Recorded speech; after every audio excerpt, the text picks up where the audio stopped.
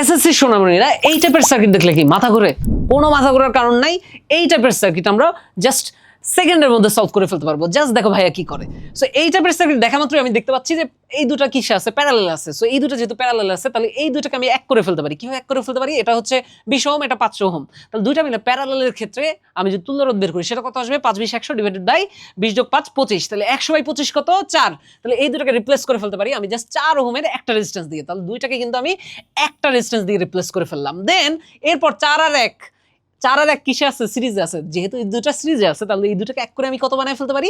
আমি just 5 ohm বানাই ফেলতে পারি। আমি কি বানাই ফেলতে পারি? 5 ওহম বানাই ফেলতে পারি। দেন দেখো এই 5 ওহমের সাথে 20 ওহম কিসে আছে? 5 ওহমের সাথে 20 ওহম আছে তোমার প্যারালাল আছে। তাহলে আবার এই দুটোকে আমি যদি জাস্ট এই দুটো প্যারালালের ক্ষেত্রে ইকুইভ্যালেন্ট কি আসে সেটা যদি দেখি 5 20 100 ডিভাইডেড বাই 25। তাহলে 100 বাই 25 কত? 4। তাহলে দুটো মিলে আমি কি বানাই ফেললাম? 4 ওহম বানাই ফেললাম। দেন 4 আর 2 কিসে আছে? 4 আর 2 কিসে আছে বলো? 4 আর 2 কিসে আছে? সিরিজে আছে। এটা শেষ হইছে, এটা শুরু হইছে। 4 আর 2 আসছে সিরিজে। তাহলে দুইটাকে এক করে আমি কি বানাই ফেলতে পারি? 6 ওহম। দুইটাকে এক করে বানাই ফেলতে পারি 6 ওহম। দেন 18 9 6 এই তিনটা রেজিস্ট্যান্স কিসে আছে? প্যারালালে আছে। দেন আমাদের জন্য তো এটা করা সিম্পল, তাই না? আমাদের জন্য এটা করা কি সিম্পল। আমরা চাইলে কি জাস্ট সিম্পলি কি করতে পারি? বাকিটা আর আমি করে দিচ্ছি না। মানে তোমাদেরকে এই ওয়েতে সার্কিটকে কি করতে হবে? সিম্পলিফাই করতে হবে। যখনই তুমি সার্কিটকে সিম্পলিফাই করে এতদূর নিয়ে আসবা দেন তুমি বুঝে যাচ্ছ যে এই তিনটা কিসে আছে? প্যারালালে আছে। দেন তুমি 1/RP 1/RP কি হবে? 1/R1 প্লাস 1/R2 প্লাস হচ্ছে 1/R3। তো তুমি কোনটার ভ্যালু কি বসাবা? তুমি কোনটার ভ্যালু কি বসাবা?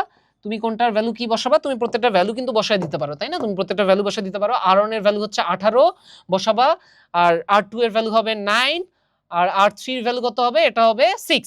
এগুলো বসায় তুমি এখান থেকে আরপিটা বের করলে তুমি এই তিনটা রেজিস্ট্যান্স মিলে একটা পাবা। দেন ওটার সাথে সিম্পলি জাস্ট 16 ওহমটা অ্যাড করে দিলে তুমি কিন্তু পুরো সার্কিটের যে তুল্য রোধটা এ আর বি পয়েন্টের মাঝখানে তুমি কিন্তু সেটা পেয়ে যাবা। সো তোমরা একটু অ্যানসারটা কমেন্টে লেখো, ঠিক আছে? অ্যানসারটা আমি আর ক্যালকুলেটর ধরলাম না, তোমরা জাস্ট কমেন্টে লিখে অ্যানসারটা কি হবে সেটা জাস্ট কমেন্টে জানাও। Thank you.